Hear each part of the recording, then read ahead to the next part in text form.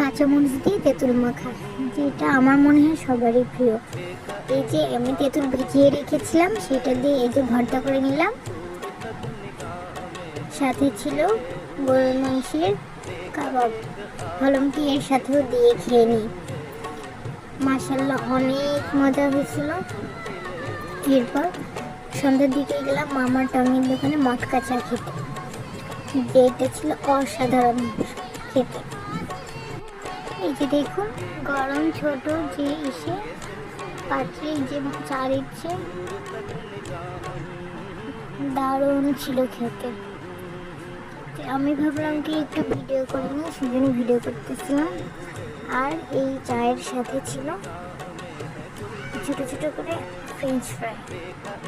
পরে গেলাম এই যে আমার জুনিয়রদের সাথে গিয়েছিলাম খেতে গরুর মাংসের ঝোড়া।